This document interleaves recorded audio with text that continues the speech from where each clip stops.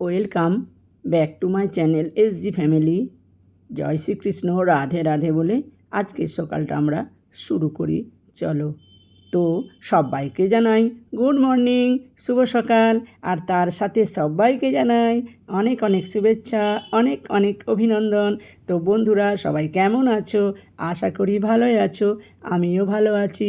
তো দেখো, রোজকার মতো একটি গল্প নিয়ে চলে এলাম। তো গল্পটা শেষ পর্যন্ত শোনার জন্য অনুরোধ রইল।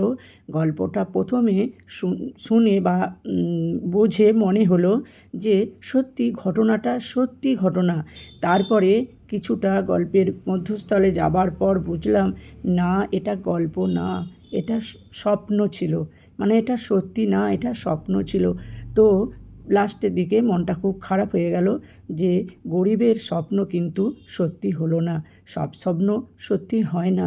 তো এই নিয়েই আজকের গল্প। তো আমারও শুনে ভালো লাগলো, তাই তোমাদের কাছে শেয়ার করতে চলে এলাম। তো বন্ধুরা, আমার চ্যানেলটিকে সবাই সাপোর্ট করো, সাবস্ক্রাইব করো, আর কমেন্ট শেয়ার করো। আর সবাই ভালো থেকো। আর আজকের গল্পটা দেখো, ভালো লাগবে। মা, এটা তোমার জন্য, এটা আমার জন্য। কি সুন্দর হয়েছে রে। তোমার ছেলের পছন্দটা কেমন বলো? জানো মা, এই হালকা গোলাপি রঙের জামদানি শাড়িটায় তোমাকে দারুণ মানাবে। শাড়িটা হাতে নিয়ে বারবার দেখে চলেছে নীলিমা। চোখে মুখে তখন অদ্ভুত হাসি।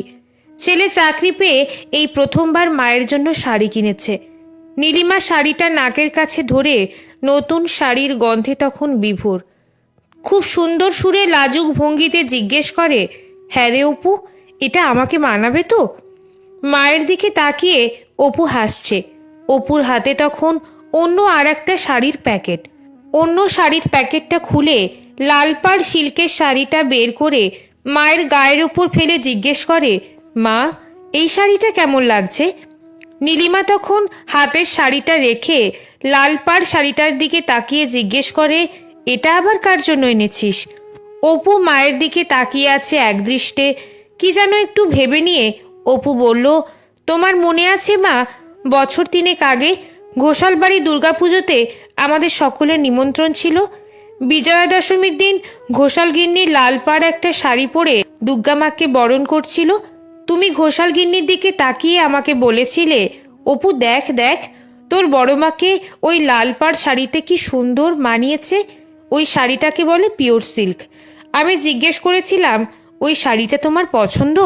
তুমি বলেছিলে তুই চাকরি পেয়ে আমাকে একটা অমন পিওর সিল্ক কিনে দিস অপু। মনে পড়ছে মা? নীলিমা তখন উদাস হয়ে তাকিয়ে আছে অপুর দিকে। চোখ থেকে জল গড়িয়ে পড়ছে। অপুর দিকে তাকিয়ে নীলিমা বলে, এত আনন্দ হচ্ছে, এত আনন্দ হচ্ছে, আজ আমার চোখে জল এসে গেল। পিওর সিল্ক আমার বড় প্রিয়। বিয়ের পর থেকে খুব শখ ছিল একটা পিওর সিল্ক পরবো, তা হয়নি।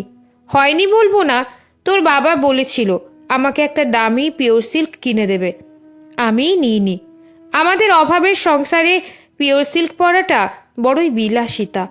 ইচ্ছে ছিল না তা নয়, সংসারে এত খরচ। তোর বাবা দিনমজুরির কাজ করে, অতগুলো টাকা নষ্ট করতে আমিই দিইনি। তার উপর তোর পড়াশোনা। শুধু মনে হয়েছে আমার অপুটাকে মানুষ করতে হবে। অপু চাকরি পেয়ে যাবে, তখন একটা নয় 10টা পিওর সিল্ক পরবো। আমার স্বপ্নটা যেভাবে সত্যি হয়ে যাবে ভাবতেই পারছি না। কথাগুলো বলতে বলতে কিছুক্ষণ থেমে যায় নীলিমা। আবেগের ঘোর কাটিয়ে জিজ্ঞেস করে, হ্যাঁ রে অপু, তা আমার জন্য এত কিছু তোর বাবার জন্য? অপু চোখ পাকিয়ে বলে, তুমিও না মা, ভাবলে কি করে আমি বাবার জন্য আনবো না? বাবার জন্য এই দেখো, এই পাঞ্জাবিটা এনেছি। কই দেখি দেখি। অপু তখন পাঞ্জাবিটা বের করে দেখাতে যাবে। নীলিমা তখন পাঞ্জাবির দিকে না তাকিয়ে অপুকে বলে, ওই তো দেখ, তোর বাবাও চলে এসেছে। বাজার ভর্তি ব্যাগ হাতে তখন ঘরে ঢুকছে মনতোষ। নীলিমা মনতোষের হাতে বাজারের ভারী ব্যাগটা দেখে জিজ্ঞেস করে, কি এত সব বাজার করেছো? আরে গিন্নি, বাজার থেকে আজ সব থেকে সেরা জিনিসটা তুলে এনেছি। এ জাতা ইলিশ নয়, একেবারে পদ্মার। নীলিমা তখন রাগ দেখিয়ে বলে, দেখ অপু দেখ, এসবের কোনো মানে হয়? কি দরকার বলতো এত দামের ইলিশ কিনে নিয়ে আসার? নীলিমা আর মনতোষের মধ্যে শুরু হয়ে গেল বাক বিতণ্ড। অপু বলে, কি হচ্ছে বলো তো তোমাদের? মনতোষ একটু অহংকারের হাসি নিয়ে বলে ওঠে, অপু তুই বলতো, কেন কিনবো নাই বা কেন? আমার ছেলে চাকরি পেয়েছে বলে কথা। গিন্নি শোনো, আমি এখন মাস্টারের বাবা। আজ ইলিশের দামটা জিজ্ঞেস করতেই বাজারের বাদল মাছওয়ালা পাশের দীপেনকে বলে বসলো, দীপেন, ইলিশ মাছটা মাস্টারের বাবাকে দে, ওরা খাবে না তো কারা খাবে? নীলিমা গজগজ করতে করতে বলল, বললেই তুমি নিয়ে নেবে? ছেলের একটা মতামত নেওয়ার দরকার নেই? অপুও পাশ থেকে বলে, মা তোমাদের ছেলে এখন বেকার নয়, হাই স্কুলের মাস্টার। মা দেরি করো না, তুমি বরং তাড়াতাড়ি রান্নাটা বসিয়ে দাও। আজ গরম ভাতে ভাজা ইলিশ আর সর্ষে ইলিশ, আহা, জমে যাবে একেবারে। রবিবারের দিন অপু বিছানায় শুয়ে গান শুনছে। এই তো মাস দেড়েক হলো চাকরিটা পেয়েছে অপু। কত বছর ধরে প্যানেলটা ঝুলেছিল, কত বেকার ছেলে মেয়ে হন্য হয়ে ঘুরে বেড়াচ্ছে চাকরির আশায়।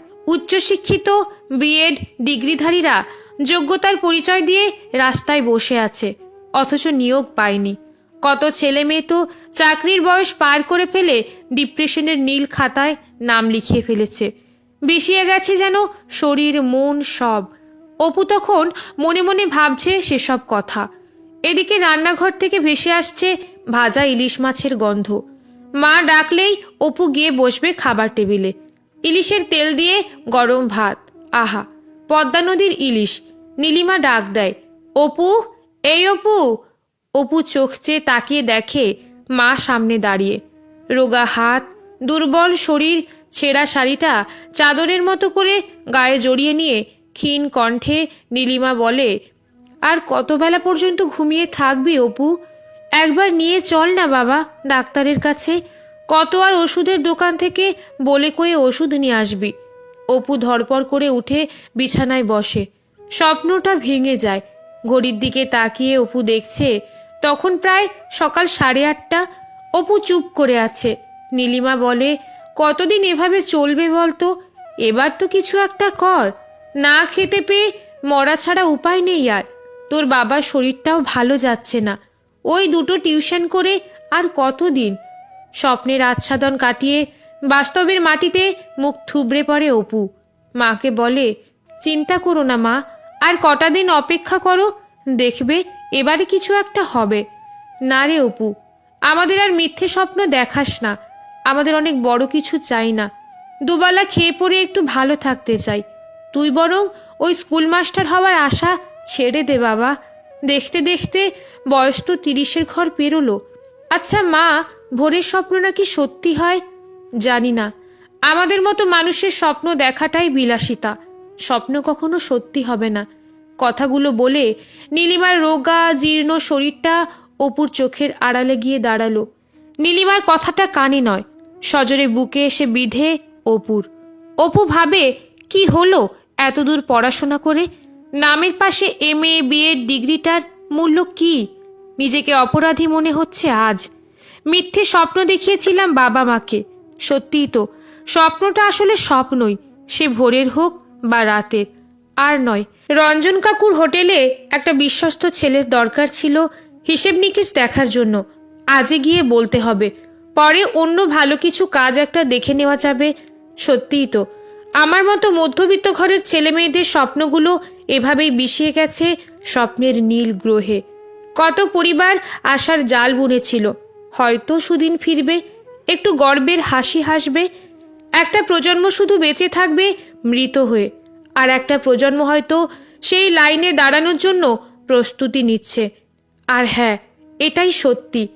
বিছানায় বসে কথাগুলো ভাবতে ভাবতে অপু জানালা দিয়ে বাইরে তাকিয়ে আছে। আকাশে তখন কালো মেঘ। সূর্যের সোনালি রোদকে কোনো একটা কালো মেঘ এসে যেন ঢেকে দিয়ে চলে গেছে।